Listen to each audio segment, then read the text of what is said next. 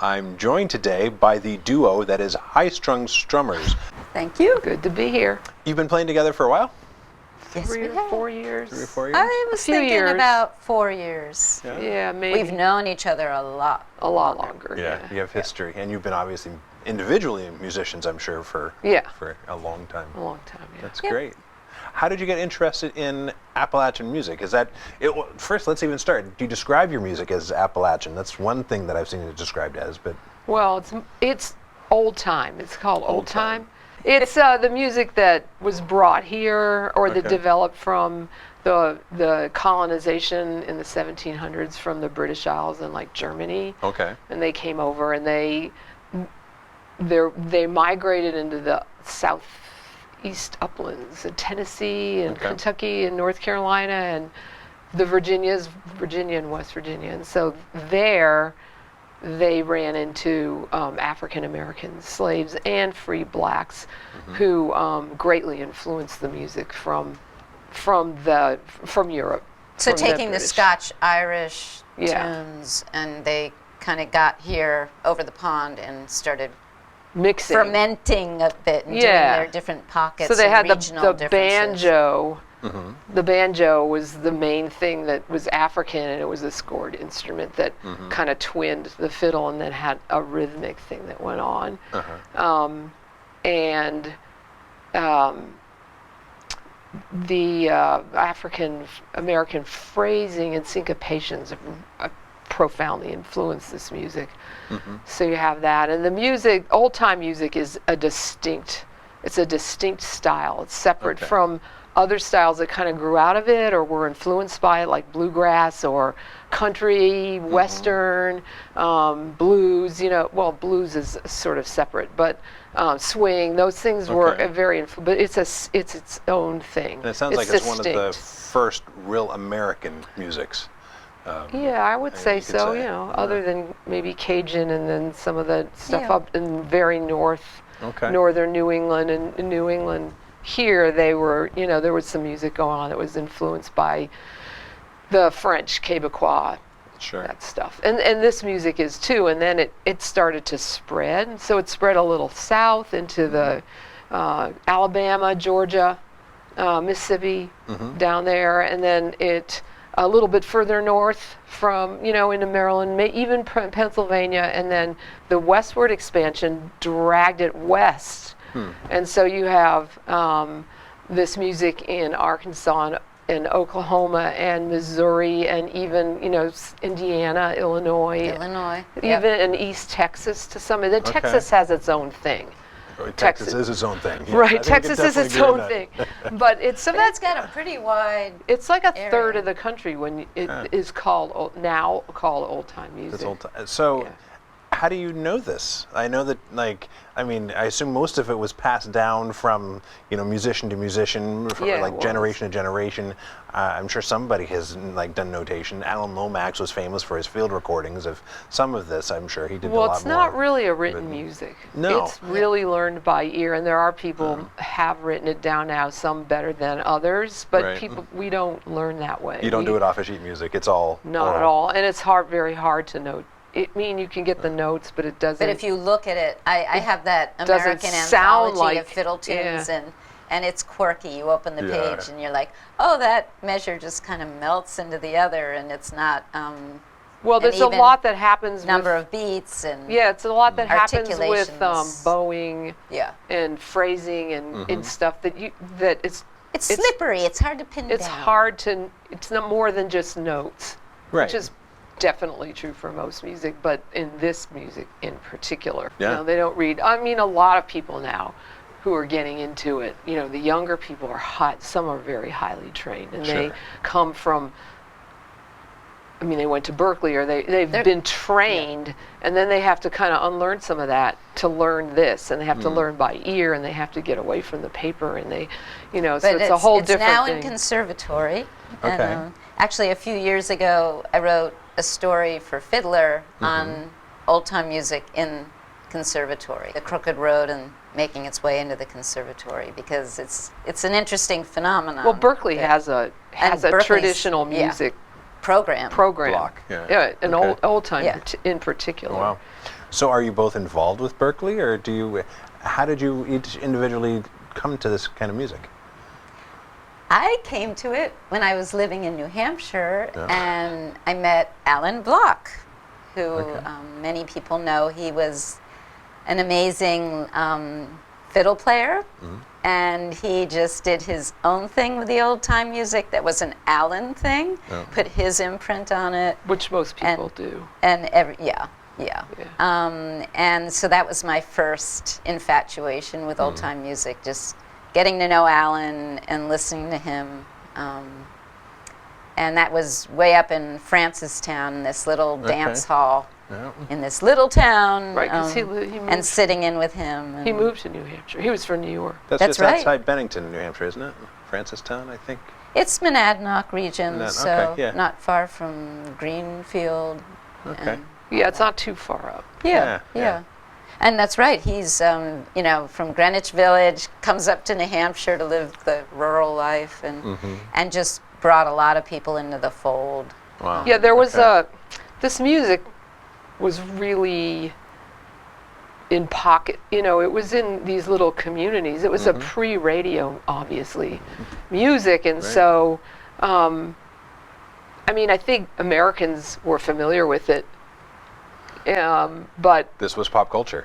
yeah, sort of, but it wasn't spread around that much. And then, Interesting. in the great folk music scare of the '60s and '70s, a lot of people got really interested in this music. A lot of Northerners, and there was a huge scene in New York City around it, which is influenced Alan Block, who she's talking. He had a leather Okay. shop in Greenwich Village, and Yeah. Bob Dylan would come in Right. Yeah. and stuff. People just wander into the He was the shop man. and jam with Alan. and Yeah, Right. all jam these with Alan. people. I knew Alan. And what is it? The New Lost City City Ramblers. There were these Okay. revival band? bands. They were one of the first Yeah. ones. Okay. And then more came up, and a lot of them were younger people who were then, baby boomers who were like full of energy and discovering this music, and some of them Right. were from the region. There were people, So they were it's touching kind the of roots and it's pretty much an unbroken tradition, but a lot of people outside of the region got interested in it back then, like Sarah.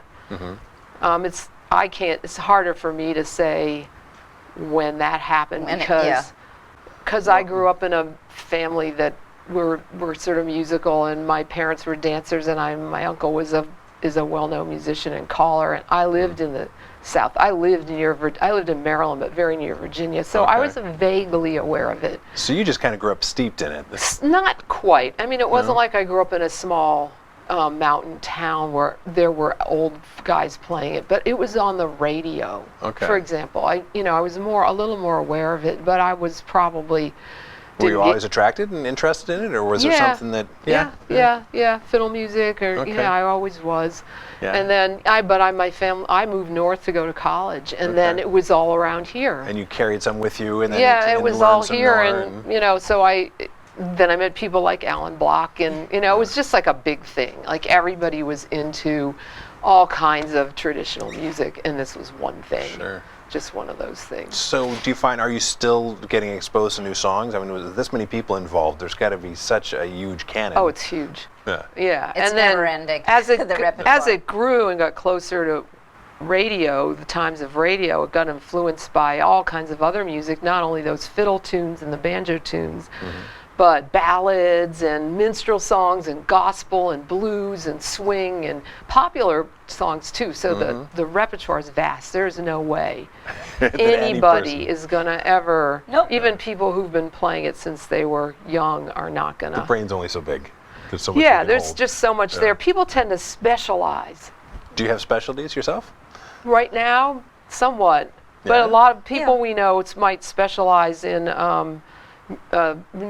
music from a specific area of Virginia or Kentucky, Okay. or but- from a certain source. or a certain music. source. Yeah. Sources are the people who. With something so big, you have to have Yeah. some way to contain it to make it Right. like, what is your hook? But Otherwise, most old-time musicians play they'll play a little bit of everything. Like they're interested in, because it's just not. There's a lot of novelty. But right now, I should let you talk about that some more. Yeah, we're kind of stuck in the Ozarks in a good way. Okay. This is with Missouri. Max Hunter and- Missouri, yeah. because I've been writing this biography of a ballad collector who was from Springfield, Missouri, and he also collected fiddle tunes, which I don't talk a lot about because my focus for the biography is really his song collecting. So Kathy was totally on board with, oh yeah, we can move into that region and do more performance of those tunes from that area, from Missouri and some from Arkansas, that kind of thing. And within Missouri, there's so many different fiddle styles and traditions, just within Missouri. There's a lot of French influence and some Germanic. There are just many different It was pockets. a frontier for like Yeah, it was so a many frontier. formative years. Yeah. That Yeah. makes sense. 'cause Yeah, you have so people coming all it's from very. all over. the Somebody else frontier. wrote a beautiful book just about Missouri fiddle tunes. Yeah, and Wow. stuff came down from Canada along down Sure, the river. that makes sense with the Yeah. fur Yeah. trade and everything. Yeah. Yeah. So a lot of layers even to that. So now we're going to hear a piece from the High Strung Strummers.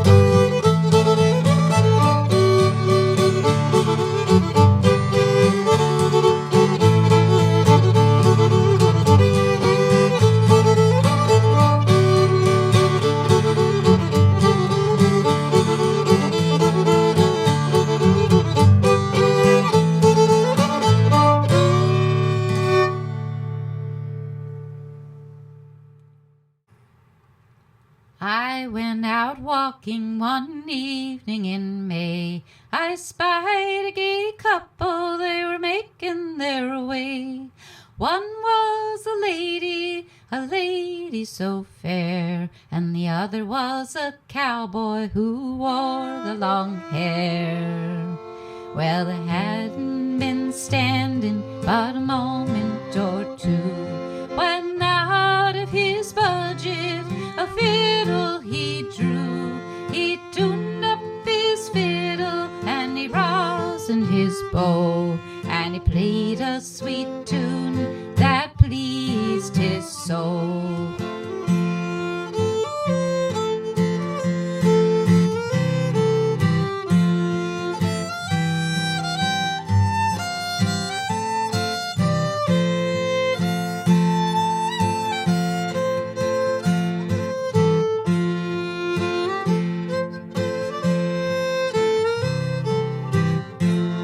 He played a sweet tune, made the valleys all ring. Hark, hark, cry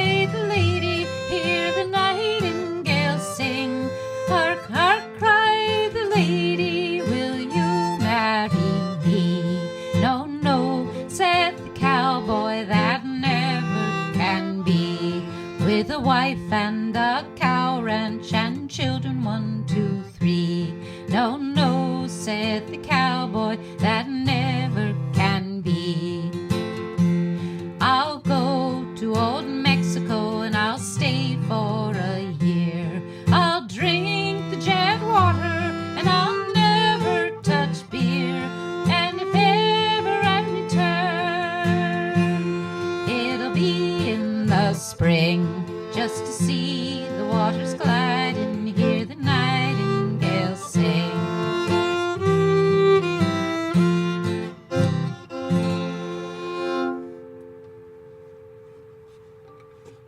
You've been playing music, you were telling me before, for quite some time. Yes.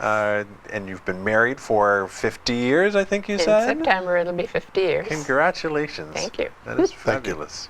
So I know when people think of Irish music, they think of reels, they think of jigs, they think of the pogues. When you think of Irish music, I'm sure there is a lot more than that. Is there a set canon that you always go to? Do you create original Irish music? Give me a little bit of a quick education. Well, it is the reels, jigs, hornpipes, Yeah. slides, and polkas.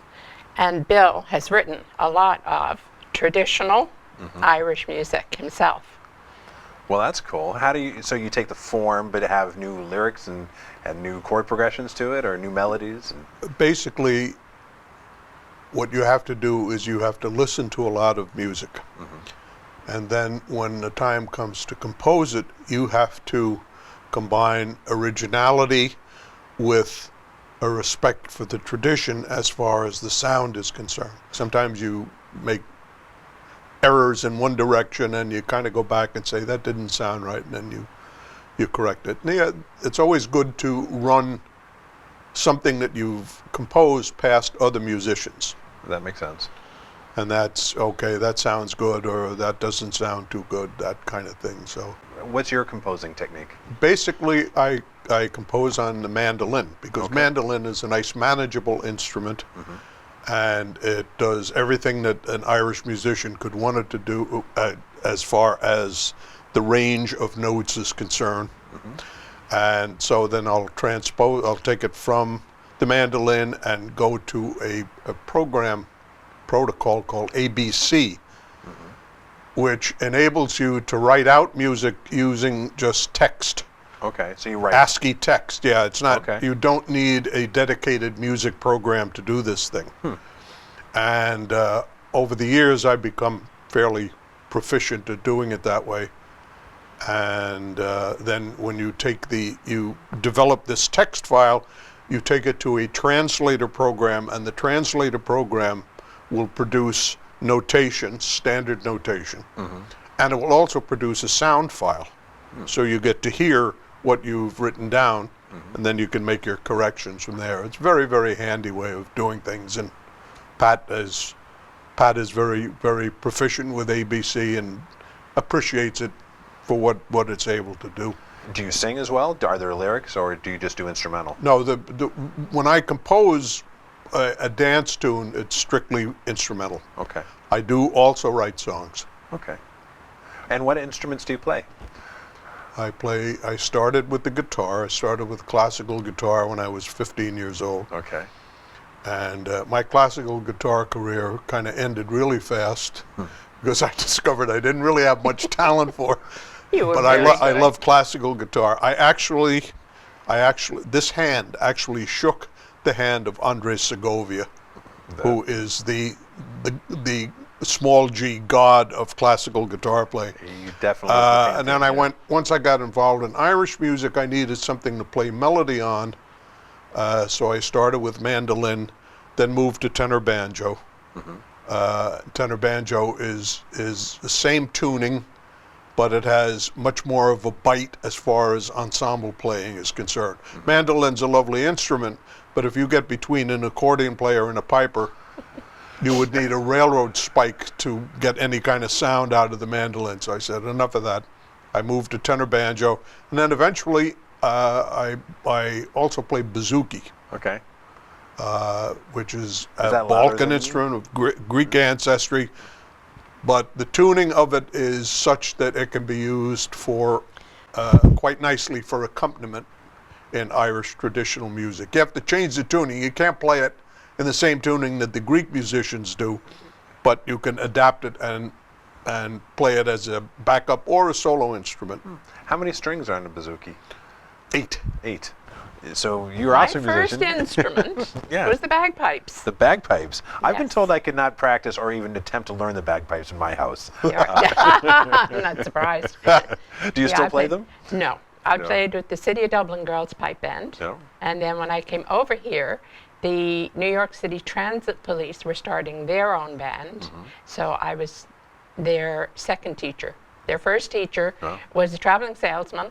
He was only there one week One out session. of the month. Oh, okay. Yep. So I was their teacher for the rest of it. So I was with Wow. them. So you cut your teeth. Had you taught before? Or was that your first Oh teaching no, gig? yeah, that was Yeah? my first teaching gig. Wow, that's quite Yes. a Yeah. wow. And you were teaching them traditional Irish music. What was Well, the traditional bagpipe music, Traditional bagpipe. which is Scottish and Irish and Okay. yeah. So, but you don't play bagpipe anymore. No, I don't. No. What do you play now? I play. Well, I switched to the harp Okay. and the tin whistle, the drum, the bodhrán, and I played the flute for a while. Okay. It took too much air, so I gave that up. So something that's easy to carry. The harp is obviously not very portable. No, No. the whistle is great. Yes. Stick it in your pocket. That's. I mean, so much Irish music can be portable with the whistle, with the the stringed instruments you were talking about, Bill. I think Although that's- at the end of a night, the banjo can weigh about 738 pounds. Yeah. yes, the drummers have an easier lot, though. I think if you have just the frame drums, those are. Yes. It's not a full kit. Yes, Yeah. it's not generally loved by a lot of musicians Oh no. because there are a lot of bodhrán players that just kind of bang on it, and Very simplified. yeah, so you get a lot of looks when you come in with the drum, like, ugh, here's another drummer.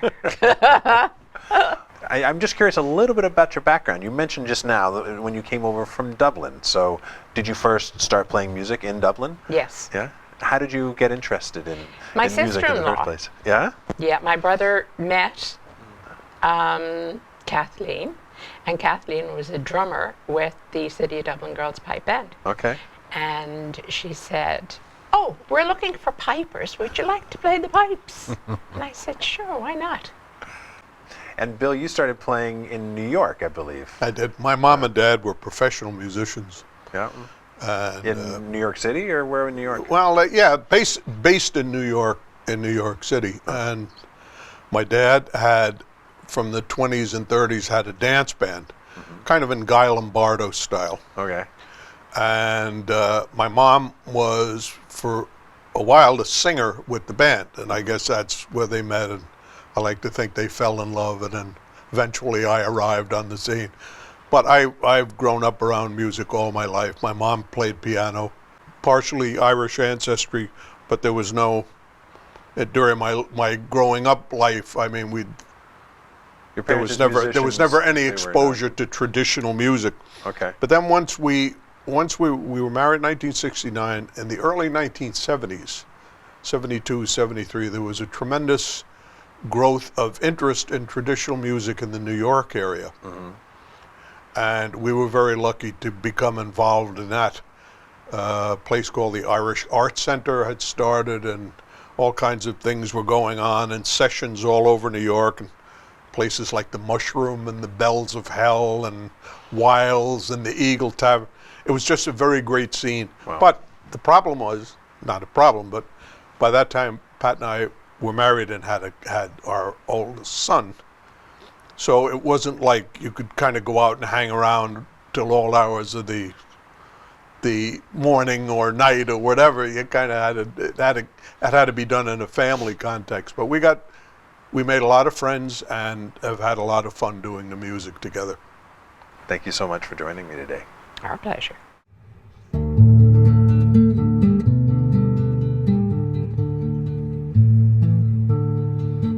By a lonely garden wall, I heard a young girl calling.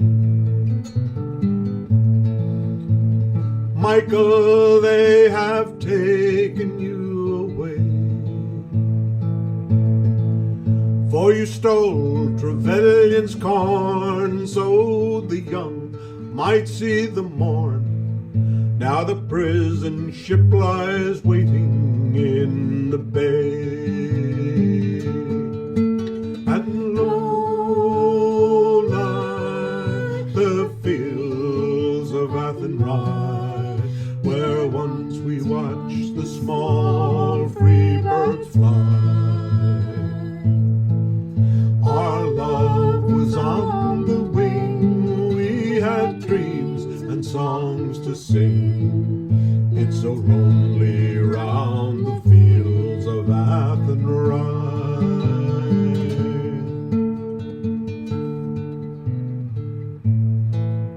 By a lonely prison wall, I heard a young man calling. Oh, nothing matters, Mary, when you're free. Against the famine and the crown I rebelled, they knocked me down. Now you must raise our child in dignity. And low lie the fields of Athenry, where once we watched the small free birds fly. Our love was on the wing, we had dreams and songs to sing. It's so lonely round the fields of Athenry.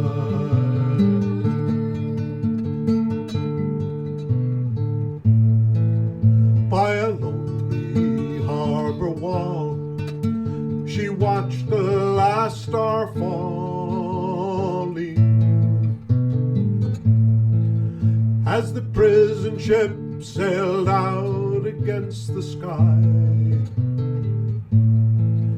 Now she lives to hope and pray for her love in Botany Bay.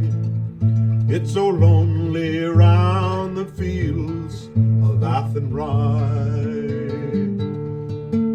And low lie the fields of Athenry, where once we watched the small free birds fly.